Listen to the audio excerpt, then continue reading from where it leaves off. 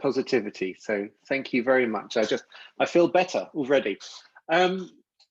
So I understand that there are quite a lot of students listening today, and I guess I'd probably like to start by going back to when I was a student, when dinosaurs were still walking the earth, and it was a different time.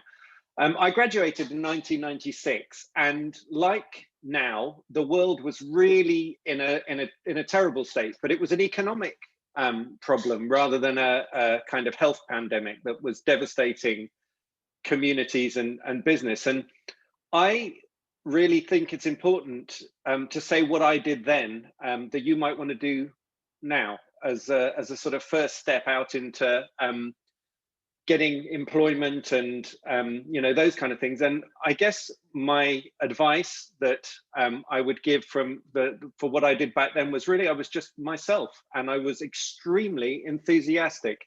I am probably the world's most enthusiastic person, except for Audrey, who beats me on that front.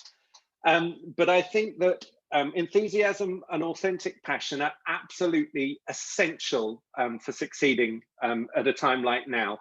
And it's not just for people starting out, it's for me on a daily basis with my clients as well. Enthusiasm and your passion to be yourself. And I would also say, don't tout yourself for free. That's not the right thing to do. Free work is socially divisive. It stops social mobility for poorer people. It's not okay that only the rich kids get the free internships and stuff because they can afford it. Everyone deserves to be paid for what they do. So don't sell yourself for free. Maybe it's cheap. I remember my first job was in a small architectural studio in Bangkok, and part of my job responsibilities were sweeping up the cockroaches at the end of the day from the office, which probably was, not the best thing to be doing, but I got paid for it modestly. And as I said, so no to free work because it's, as I said, socially divisive, but be enthusiastic and authentic and you will be just fine. Be yourself. So I'm not a mental health expert. I trained back with the dinosaurs as a landscape architect and postgraduate urban designer. So why am I talking about busting stress and mental health and these kind of things? And more importantly, why did my friend Audrey ask me to write the introduction to her fabulous book, which is fabulous? And I think the answer to that is all about placemaking and the sort of physical side of mental health. I, like Audrey, want to try and help people to make things make things better for themselves and make things better for each other, to make our lives better, to enrich our lives. And the world itself right now, as I said, like when I graduated, there was an economic crisis, and now there's a health pandemic. The world is quite messed up. But I think all of us can help to fix the world by fixing places, and by fixing ourselves and the way that we sit within places, then that obviously starts to make the world a better place. And I think it's worth mentioning that I believe that cities are like organisms. And each one of us is like the immune system or the nervous system, the plasma within that organism. And collectively, our mental health, our well-being is affected by and also affects the places in which we inhabit. And I guess there's another thing. Anxiety is based on when you feel that you can't control your situation or can't control your outcome. So what does all of this mean, I guess, to me? It means I like to think that I can help people control their space, control the space that they're within and how they feel within it. And so I take what Audrey teaches me about the individual, the self, and try and sort of apply it to the more local or regional level. I guess at this stage, I might be able to share my screen. If someone, can you give me a thumbs up, Audrey, if you can see that? Okay, cool. So here's an example, a tangible example. This is Fleet Street in London, currently one of the most trafficy and polluted streets of London. And my team's vision for this is to create a place that puts people right back at the center of their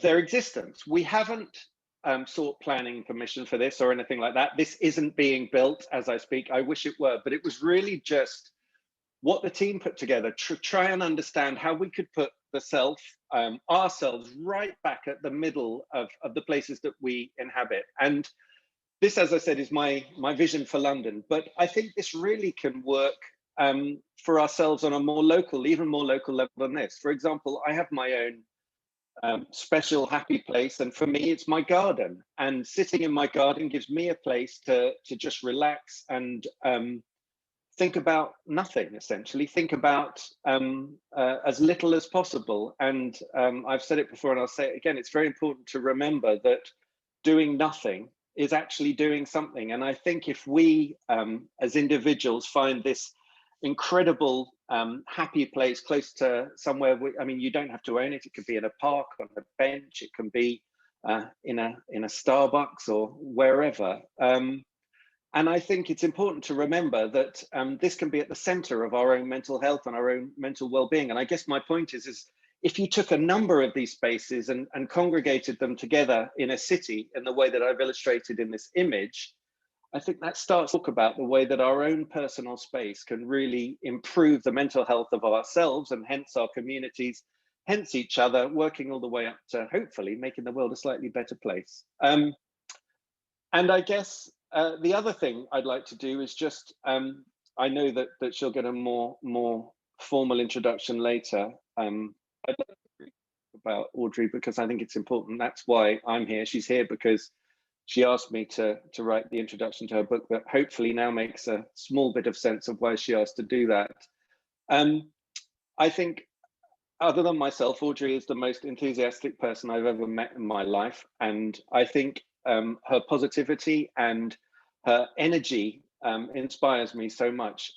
When she says to me, you've inspired me to do something, that level of inspiration that she seems to pull from a situation is not you've inspired me to go and shop more locally, or you've inspired me to read a book or something like that. It's generally you've inspired me to write a book or to create a new website or to do all of these incredible things. And she does them all simultaneously, which I find absolutely astonishing. She's absolutely engaged with everything that she does. But I think it goes back to what I was saying about, when you start out, it's that energy and that enthusiasm that really can give you the driving force to navigate through difficult waters. And we are in stormy and difficult waters at the moment. I do, I do appreciate that and understand it.